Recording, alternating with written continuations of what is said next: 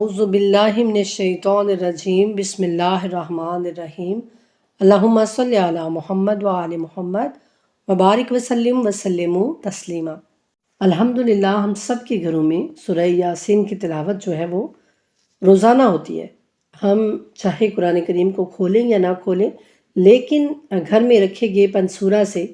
سورہ یاسین جو ہے وہ ہر کوئی کوشش کرتا ہے کہ وہ صبح فجر کے بعد اس کو تلاوت کرے۔ تو آج میں بھی سورہ یاسین کی تلاوت کر رہی تھی کہ میرے سامنے سورہ یاسین کی یہ والی آیات آ گئی، جس کو پڑھ کر میری رونگٹے کھڑے ہو گئے کہ اللہ سبحانہ تعالیٰ ہمارے ساتھ اس قدر سختی سے بھی بات کر رہے ہیں، لیکن پھر بھی ہمیں کوئی پرواہ نہیں ہے۔ ہم سمجھتے ہی نہیں ہیں کہ یہ اللہ تعالیٰ ہم سے ہی بات کر رہے ہیں، بس ہم تلاوت کرتے کرتے کرتے بس گزر جاتے ہیں۔ یعنی اس آیہ کریمہ میں اللہ سبحانہ تعالیٰ ہمیں بتا رہے ہیں کہ قیامت کے دن میں تم سے سوال کروں گا کہ آدم کی اولاد، کیا میں نے تم سے یہ وعدہ نہیں لیا تھا؟ کب وعدہ لیا تھا؟ جب ہمیں اللہ سبحانہ تعالیٰ نے ہماری روحوں کو خلق کیا تھا، تب سے اللہ سبحانہ تعالیٰ نے ہم سے یہ وعدہ لے رکھا ہے کہ دیکھو میں ہی تمہارا رب ہوں،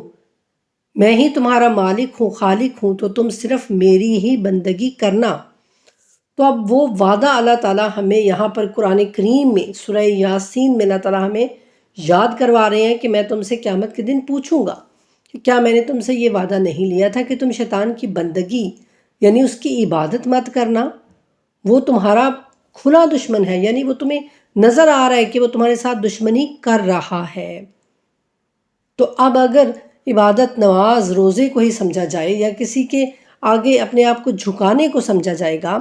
تو پھر ایسا تو کوئی بھی نہیں کرتا۔ ہم سب جانتے ہیں نا، کوئی بھی ایسا شخص نہیں ہوگا جو شیطان کے لیے نماز پڑھتا ہوگا یا یہ کہتا ہوگا کہ میں شیطان کو سجدے کرتا ہوں۔ یہاں تک کہ کافر اور مشرک لوگ بھی جو آج تک اپنے بتوں کے آگے پوجا کرتے ہیں نا، تو وہ بھی کسی نیک انسان کے نام کی مورتی بناتے ہیں اور اس کو سجدے کرتے ہیں۔ آپ نے دیکھا ہوگا نا کہ وہ جو بناتے ہیں رام اور یہ اور وہ سیتا، تو وہ سمجھتے ہیں کہ وہ یعنی بہت نیک اور اچھے انسان تھے، یعنی وہ لوگ بھی شیطان کو برا سمجھتے ہیں اور شیطان کے نام کے وہ بت بنا کر اس کو سجدے نہیں کرتے۔ تو قرآن کریم کی ایسی آیات سے ایک باشعور انسان کو واضح سمجھ آتی ہے کہ عبادت کا مطلب کیا بنتا ہے۔ عبد کا مطلب ہوتا ہے غلام، اور غلام کا مطلب ہم سب بخوبی سمجھتے ہیں نا کہ ایک ایسا شخص کہ جس کے دن رات اس کی مالک کی مرضی کے مطابق گزریں، اس کی اپنی کوئی چاہت نہیں ہوتی، بلکہ اس کی یعنی ایک بہترین غلام کی خوشی اور چاہت یہی ہوتی ہے کہ اس کا مالک ہمیشہ اس سے خوش رہے اور اس سے کوئی بھی ایسا کام جو ہے وہ سرزد نہ ہو کہ جس سے اس کا مالک اس سے ناراض ہو جائے۔ یہ تو بندے کا بندے سے رشتہ ہے، یعنی ایک مالک اور ایک زر خرید غلام، جسے ہر وقت یہ ڈر رہتا ہے کہ کہیں مجھ سے کوئی ایسی غلطی، کوئی ایسا کام نہ سرزد ہو جائے کہ جس سے میرا مالک مجھے کوئی سزا دے یا وہ مجھ سے ناراض ہو جائے یا وہ میرا کھانا پانی بند کر دے۔ تو ذرا اس مالک کے بارے میں سوچئے کہ جس نے نہ صرف ہمیں پیدا کیا ہے بلکہ ہماری ہر ضرورت کا خیال بھی رکھا ہے۔ اس نے ہمیں بہترین دیکھ بھال کرنے والے والدین بھی عطا کیے، اس وقت جب ہم کروٹ تک بدل نہیں سکتے تھے، جب ہم اتنے بے بس تھے کہ ہم خود اپنا کھانا جو ہے وہ ہمارے سامنے آ جاتا تھا لیکن ہم اس کو پکڑ کر کھا نہیں سکتے تھے، اس وقت اس نے ہمیں مہربان والدین عطا کیے جنہوں نے ہمارا بہترین خیال رکھا۔ اور افسوس کہ جب ہم بڑے ہو کر گناہ پر گناہ اور قدم قدم پر اس کی نافرمانیاں اور شیطان کی فرما برداریاں کرنے میں لگ گئی ہیں، وہ تب بھی ہمارا کھانا پینا بند نہیں کر رہا، بلکہ اس کی مہربانیاں ویسی کی ویسی ہی رہتی ہیں۔ ویسے وہ مہربان ہے، وہ رحیم ہے، وہ رحمان ہے۔ ذرا سوچئے کہ پھر ایسے مالک کا کیا حق ہوگا کہ کس طرح سے اس کی بندگی کی جائے، کس طرح سے اس کی عبادت کی جائے۔ اس آیت میں اللہ سبحانہ تعالیٰ قیامت کا ذکر کرتے ہوئے فرما رہے ہیں کہ تمام اولاد آدم سے اللہ تعالیٰ کا یہ سوال ہوگا کہ کیا میں نے تم کو یہ ہدایت نہیں کی تھی کہ کبھی بھی شیطان کی عبادت نہ کرنا، تو اب آپ کو بخوبی سمجھ آ گیا ہوگا نا کہ عبادت کس کو کہتے ہیں۔ عبادت فقط نماز اور روزہ نہیں ہے، بلکہ عبادت وہ ہے، بندگی وہ ہے کہ کسی بھی کام میں اللہ کے علاوہ کسی اور کا کہا نہ مانا جائے اور اللہ کی بات کو اہمیت دی جائے۔ اگر ہم اللہ کی بات مان رہے ہیں، اگر ہم اللہ کے احکام کو فالو کر رہے ہیں، تو اس کا مطلب ہے کہ ہم اللہ کی عبادت کر رہے ہیں۔ لیکن اگر ہم بات جو ہے وہ کسی اور کی مان رہے ہیں، اب چاہے وہ ہمارا نفس ہی کیوں نہ ہو، یعنی ہمارا اپنا دل ہی کیوں نہ ہو، اس لیے کہ قرآن کریم میں کہا گیا، کیا رسول صلی اللہ علیہ وآلہ وسلم،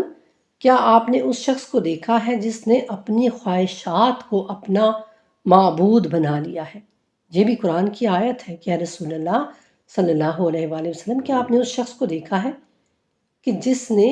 اپنی خواہشات کو ہی اپنا معبود بنا لیا ہو، یعنی وہ اپنی خواہشات کا بندہ بن گیا ہے، وہ اپنے ہی دل کی مانتا ہے، بس اس کو اور کوئی غرض نہیں ہے، نہ اپنے مالک سے، نہ اپنے اللہ سے، یعنی اس کو کسی کی بھی پرواہ نہیں ہے۔ اور دوسرا، حدیث مبارکہ میں بھی اس طرح کے الفاظ ملتے ہیں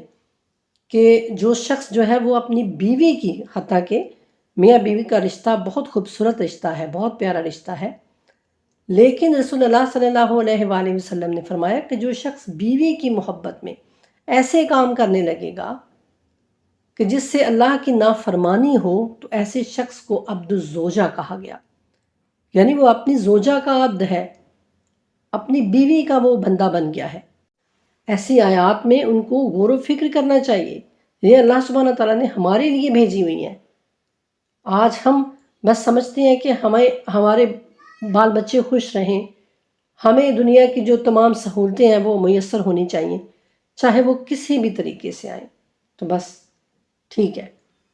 جبکہ رسول اللہ صلی اللہ علیہ وآلہ وسلم کا فرمان ہے کہ جتنا بھی تمہاری قسمت میں لکھا ہوا ہے نا، وہ تم کو ضرور ملے گا۔ یہ اور بات ہے کہ تم اس کو یعنی جلدی لینے کے لیے حرام کی طرف متوجہ ہو جاؤ، لیکن ملے گا تم کو اتنا ہی، چاہے تم حلال طریقے سے اس کو حاصل کرو یا حرام طریقے سے۔ یہاں پر مجھے ایک واقعہ یاد آ رہا ہے چھوٹا سا، کہ ایک دفعہ جناب حضرت علی علیہ السلام کہیں جا رہے تھے، تو ان کے پاس ایک اونٹ تھا، تو کہیں ان کو بازار میں جانا تھا، تو حضرت علی علیہ السلام نے ایک شخص سے کہا کہ دیکھو میرے اونٹ کا خیال رکھنا جب تک کہ میں کوئی تھوڑا سا سامان خرید کر واپس آ جاتا ہوں۔ تو آپ چلے گئے اس کو دیکھ کر اپنے اونٹ، اور آپ نے اپنے غلام کے ساتھ جا کے کچھ تھوڑا بہت جو لینا تھا وہ لیا، اور جب آپ واپس آئے نا، تو آپ راستے میں یہ سوچ رہے تھے کہ میں اب جا کے اس کو 2 درہم دوں گا، کیونکہ اس نے میرے اونٹ کا خیال رکھا ہے۔ جب آپ واپس پہنچے ہیں تو آپ دیکھتے ہیں کہ اونٹ کی جو ایک نکیل ہوتی تھی جو اس کے ناک میں ڈالتے تھے اور اس طرح سے، تو وہ غائب تھی، وہ نہیں تھی، یعنی وہ چرا کر لے گیا، بھاگ گیا وہ۔ تو آپ نے جب یہ دیکھا تو آپ نے کہا کہ اب نکیل کی تو ہمیں ضرورت ہے، تو آپ نے قمر کو وہی 2 درہم دیے اور کہا کہ جاؤ اور یہاں سے نا کوئی خرید کے لے آؤ نکیل۔ تو جناب قمر گئے اور جا کر وہاں انہوں نے دیکھا کہ ایک شخص جو ہے وہ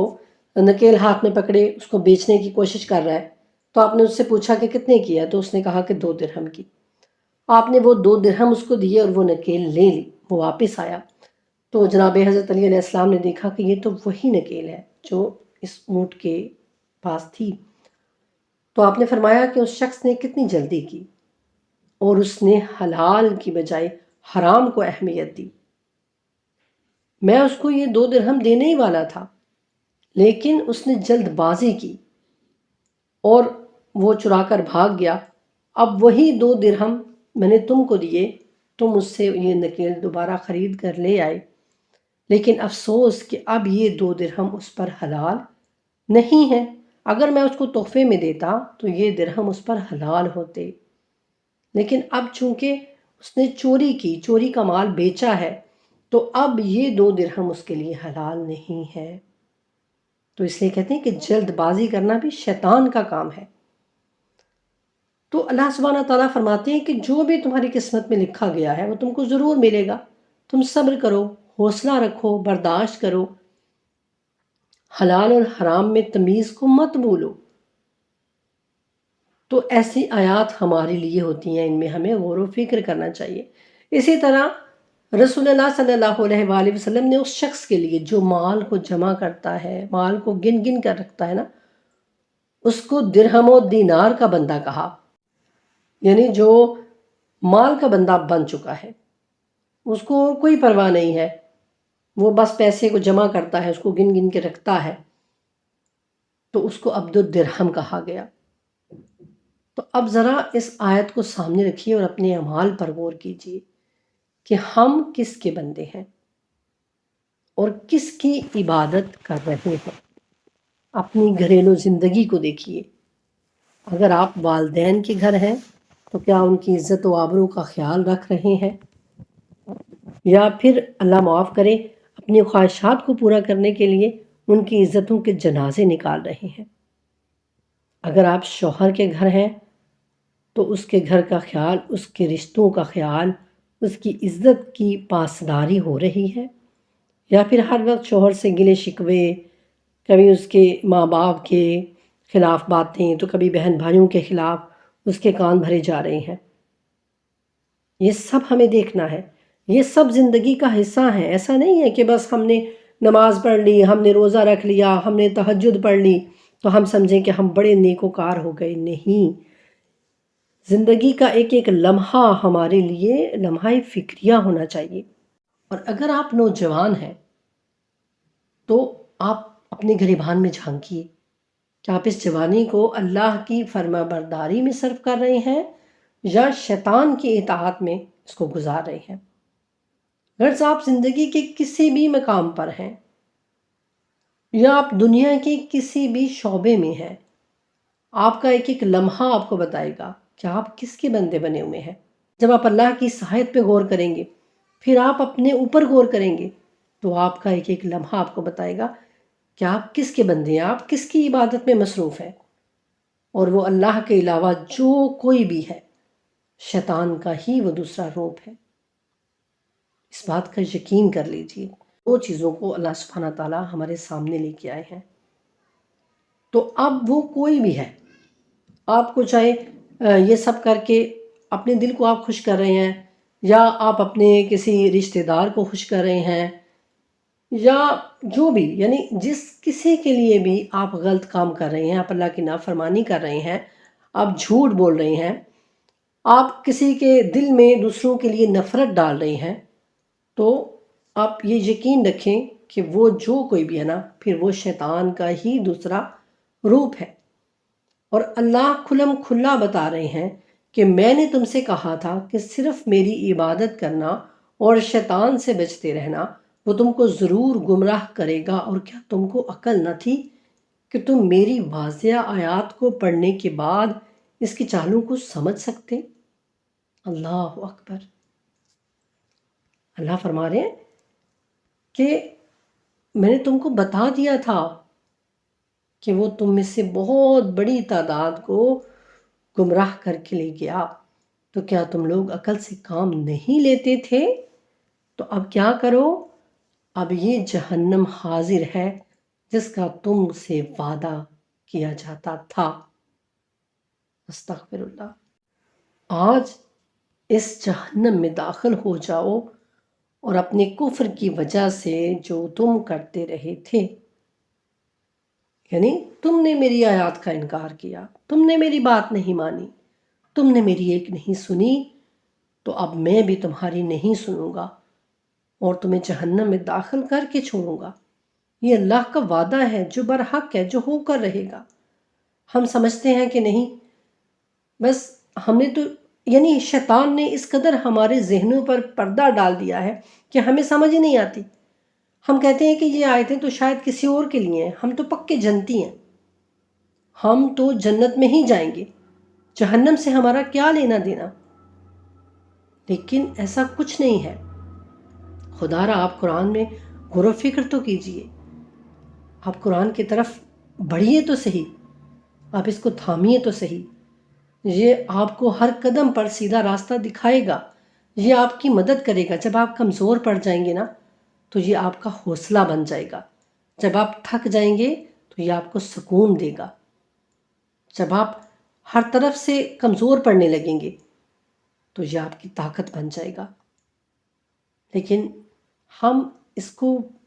سمجھنے کی کوشش تو کریں، ہم اس کی طرف بڑھیں تو صحیح۔ اب دیکھیے یہ سورہ یاسین کی آیات ہے، ہم سورہ یاسین کو بارہا تلاوت کرتے ہیں، ہر روز صبح کے وقت اس کی تلاوت گھروں میں کی جاتی ہے، لیکن کتنے ہیں جو اس میں غور و فکر کرتے ہیں؟ کتنی میری بہنیں، کتنی میری بچیاں ہیں جو ان آیات کو پڑھتی ہیں اور پھر سوچتی ہیں کہ یا اللہ ان میں ہمارے لیے آپ نے کیا پیغام بھیجا ہے؟ کتنے میرے ایسے بچے ہیں جو ان کو پڑھتے ہیں اور پھر ان میں غور و فکر بھی کرتے ہیں۔ اللہ سبحانہ تعالیٰ سے دعا ہے کہ یا اللہ ہم سب کو اپنی آیات میں غور و فکر کرنے کی توفیق عطا کیجیے، اور اللہ تعالیٰ نے تو توفیق عطا کی ہے، ہمیں عقل دی ہے، شعور دی ہے، دل دیا ہے، ہمیں صحت دی ہے، تندرستی دی ہے، سب سے بڑھ کر ہمیں سانسیں دی ہیں۔ جب یہ سانسیں ہماری ختم ہو جائیں گی نا تو پھر سب کچھ ختم ہو جائے گا۔ جب تک یہ سانسیں ہماری باقی ہیں تب تک اللہ کرے کہ ہمیں ہوش آ جائے اور ہم اللہ کی اس کتاب سے اس طرح جڑ جائیں جس طرح سے جڑنے کا حق ہے۔ بے شک خدا کا وعدہ سچا ہے، اس کے رسولوں کا وعدہ سچا ہے۔ صدق اللہ العلی العظیم وما علینا الا البلاغ المبین۔ اللہم صلی علی محمد وآل محمد وعجل فرجہم وفرجنا بہم برحمتک یا ارحم الراحمین، آمین ثم آمین یا رب العالمین۔